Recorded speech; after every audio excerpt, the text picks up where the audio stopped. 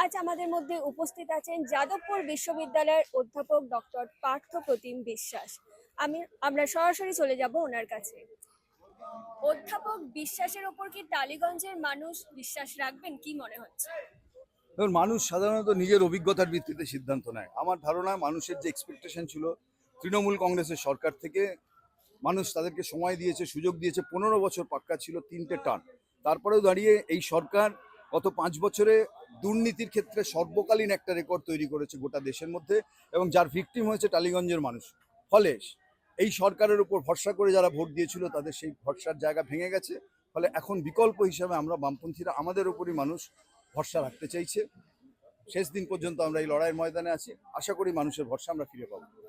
নতুন যারা ভোট দেবে তাদের থেকে কতটা সমর্থন পাবেন, এবং আপনারা বামেরা যদি ক্ষমতায় আসেন তাদের জন্য ভবিষ্যতের কি আশা দেবেন? নতুনদের জন্য আমরা আবার বলছি যে আমাদের যেটা দরকার এখনকার দিন কাজ, লেখাপড়া এবং কাজ।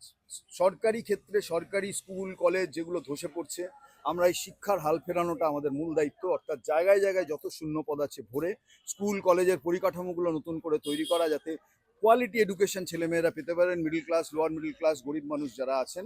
আর পাশাপাশি লেখাপড়ার পর হচ্ছে যে কাজের জন্য দরকার ইন্ডাস্ট্রি অ্যান্ড সার্ভিসেস। ফলে এই রাজ্যে সেটা মরুভূমিতে পরিণত হয়েছে এই তৃণমূল কংগ্রেস ক্ষমতায় আসার পর থেকে। ফলে আমরা ক্ষমতায় আসলে আমাদের যে ইনিশিয়েটিভ বুদ্ধবাবু নিয়েছিলেন, বুদ্ধদেব ভট্টাচার্য, আমরা সেই কাজ আবার শুরু করব। অর্থাৎ বিভিন্ন প্রান্তে রাজ্যের শিল্পায়নের চেষ্টা, সেটা আমি বলছি সিঙ্গুর হতে পারে, সেটা খড়গপুর হতে পারে, পানাগড় হতে পারে, শিলিগুড়ি হতে পারে। ফলে সেই চেষ্টা করব। আমরা ঘুরে দেখছি টালিগঞ্জ এলাকাটাও প্রায় কার্যত বৃদ্ধাশ্রমে, একটা মানে ওল্ড এজ হোমে পরিণত হচ্ছে। কারণ ইয়াঙ্গার জেনারেশনের ছেলেমেয়েরা সবাই রাজ্যের বাইরে চলে যাচ্ছে, যতটুকু লেখাপড়ার সুযোগ পেয়েছিল তারা। কারণ রাজ্যে কাজ নেই, বাবা মারা হাঁ করে থাকছেন যে কবে ছেলে বা মেয়ে বাড়িতে ফিরবেন। ফলে এই পরিস্থিতি কেউ দেখতে চান না, যে গোটা এলাকাটা একটা ইয়াঙ্গার জেনারেশন শূন্য অবস্থায় রয়েছে, ফাঁকা ফাঁকা বাড়িগুলো। আমরা চাই আমাদের রাজ্যের ছেলেমেয়েরা রাজ্যে থাকুক। রাজ্যের অর্থনীতি যদি উন্নত হয় সেখানেই সম্ভব। রাজ্যের যদি শুধুমাত্র মদ বিক্রির টাকায় যদি রাজ্যের সরকারের রেভিনিউ আসে, তাহলে তো রাজ্যের ছেলেমেয়েদের রাখা যাবে না। ইন্ডাস্ট্রি চাই, ইন্ডাস্ট্রি রেভিনিউ চাই, সেখানে রাজ্য শক্তিশালী হয়, ছেলেমেয়েরা চাকরি পায়। আমাদের কাজ হচ্ছে তাই। কৃষিতে বামফ্রন্টের আমলে যে উন্নতি হয়েছিল সেটা রেকর্ড উন্নতি। আমরা তারপরে কৃষির পরের ধাপ ছিল শিল্পায়ন, সেই শিল্পায়নের চেষ্টা আমরা আবারও করব। আমরা আবার বলছি যে কৃষি এবং শিল্পের ভারসাম্য বজায় রেখেই, যাতে ইয়াঙ্গার জেনারেশনের রাজ্য ছাড়া যেতে না হয়, এবং সর্বোপরি আত্মনির্ভর হয়ে বাঁচতে পারে। ভাতা নির্ভর হয়ে জীবন কাটে না মানুষের। ফলে একটা নতুন প্রজন্ম, তাদেরকে আত্মসম্মান নিয়ে বাঁচানো শেখা বা আত্মনির্ভরতার পথে শেখা, সেই কাজটা আমরা করব। এবারে নির্বাচনে কাস্তে হাতুড়ি কি জোড়া ফুলকে উপড়ে ফেলতে পারবে, কি মনে হচ্ছে? মানুষ বলে যে আগাছা কাটতে কাস্তে হাতুড়ির প্রয়োজন হয়, কাস্তের বিশেষত প্রয়োজন হয়। ফলে আমরাও তাই মনে করছি যে এই যে আগাছা তৈরি হচ্ছে জায়গায় জায়গায়, এবং পদ্ম ফুল, ঘাস ফুল সব মিলিয়ে একটা আগাছার মতো হচ্ছে, জলা জমির মধ্যে হয়। ফলে সেই আগাছা যদি কাটতে হয়, তাহলে কাস্তে হচ্ছে যে সবচেয়ে ভালো উইপন। সে নিয়ে আমার কোনো সন্দেহ নেই। ফলে ডেফিনেটলি এখন মানুষের কাছে দরজায় দরজায় দরজায় ঘুরে আমরা যেটুকু বুঝতে পারছি, যে তৃণমূলের চলে যাওয়াটা এখন প্রায় সময়ের অপেক্ষা। ফলে ট্রেনে, ট্রামে, বাসে, অটোয় টোটোয় মানুষ বিরক্ত, বিতশ্রদ্ধ। শুধু একটাই, যে তৃণমূল চলে গেলে আসবে কে। সেখানে দাঁড়িয়ে আমরা বলছি যে আমরা বামেরা বিকল্প, বিজেপি নয়। BJP goat enough chance. গত 7 বছরে মানুষ বিজেপিকে লোকসভায় ভোট দিয়ে দেখেছে, পুরসভায় দেখেছে, পঞ্চায়েতে দেখেছে, বিধানসভায়ও দেখেছে, কোথাও বিজেপি তৃণমূলকে ঠেকাতে পারেনি। ফলে বিজেপি থাকা মানে তৃণমূল হচ্ছে যে আরও বেশি আশ্রয় থাকে, ভালো থাকে, সুরক্ষিত থাকে। ফলে মানুষ এখন চাইছে যে তৃণমূল, তাকে যদি উপড়ে ফেলতে হয় তাহলে হচ্ছে বিজেপি নয়, বামেরাই হচ্ছে সেই শক্তি। আমরা সেই নির্ভরতা অর্জন করছি মানুষের থেকে, এইটুকু বুঝতে পারছি পথ চলার মধ্যে দিয়ে। গত বিধানসভা নির্বাচনে আমরা দেখেছিলাম বামেদের স্থান ছিল শূন্য। এই নির্বাচনে 294টি আসনের মধ্যে আপনি কত আশা করছেন? দেখুন, আমি জ্যোতিষী নই, কিন্তু আমি এইটুকু বলতে পারি যে অপ্রত্যাশিত ভালো ফলাফল বামেদের জন্য অপেক্ষা করছে। কারণ তৃণমূলের বিরুদ্ধে যে চোরাস্রোত বইছে গোটা রাজ্য জুড়ে, এবং যেহেতু আমি আবারও বললাম যে বিজেপি, তারা তাদের বাস মিস করেছে, মানুষ তাদের সুযোগ দিয়েছিল 4-5 বার।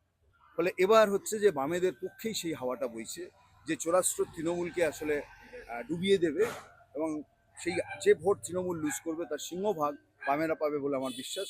ফলে আবার বলছি যে একটা অপ্রত্যাশিত ভালো ফলাফল বামেদের জন্য এবার বিধানসভা ভোটে অপেক্ষা করছে। অরূপ বিশ্বাস, অনেকেই বলছেন অরূপ বিশ্বাস বাঙালির ইমোশনকে ধুয়ে দিয়েছেন যেদিনকে মেসি এসেছিলেন সকলের প্রিয় ফুটবলার, সেদিনকে বিশৃঙ্খলা সৃষ্টি হয়েছিল ওনার উপস্থিতিতে। বামেরা গোল দেবে খেলাতে? হ্যাঁ, খেলা হবে বলে তো ওরা শুরু করেছিলেন, কিন্তু খেলাস্থলে যা হয়েছিল সল্টলেকের, সেখানে দাঁড়িয়ে রাজ্যের মুখ্যমন্ত্রী স্বয়ং ক্রীড়ামন্ত্রীকে মাঠ থেকে বার করে দিয়েছিল। তার হাতে আর দপ্তরটা রাখতে ভরসা পাননি। কিন্তু মানুষ এত সহজে ভুলেন না, কলকাতার ফুটবল প্রিয় মানুষ যে নৈরাজ্য সেদিন দেখেছিলেন।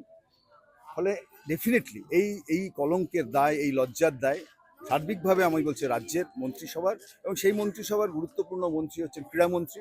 ফলে তিনি কোনোভাবেই ওই নৈরাজ্যের দায়, ওই বিশৃঙ্খলার দায়, ওই লজ্জার দায় এড়াতে পারবেন না।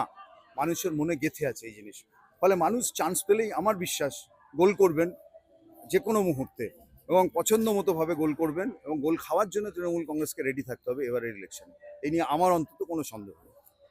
আচ্ছা, বামেরা যদি ক্ষমতায় আসে তাহলে আলাদা কি করবে রাজ্যের জন্য?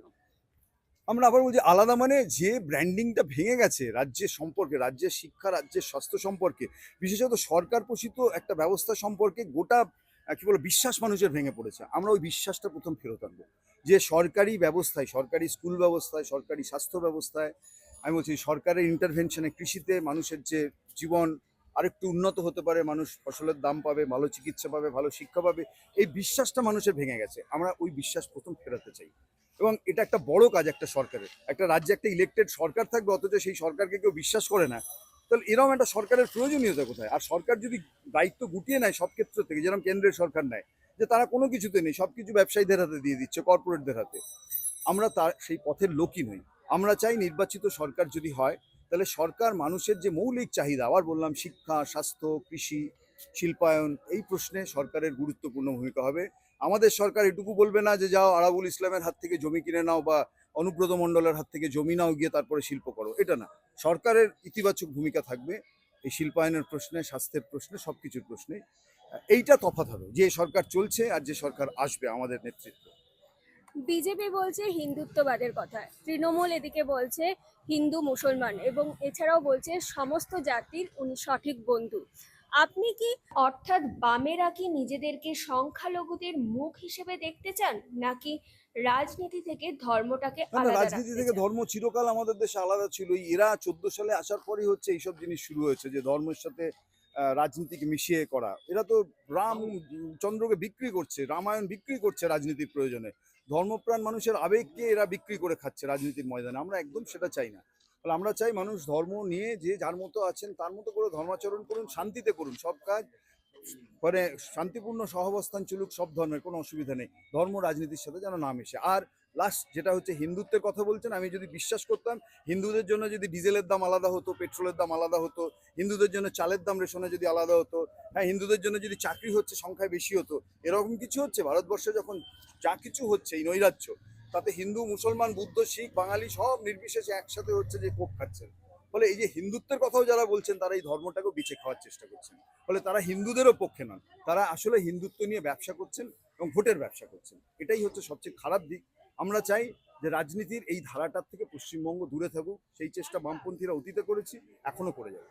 আপনাকে অসংখ্য ধন্যবাদ, আপনি ব্যস্ততার মধ্যে থেকে আমাদেরকে সময় দিয়ে। Thank you. মৃত্তিকা টিভি, মাটির কাছাকাছি।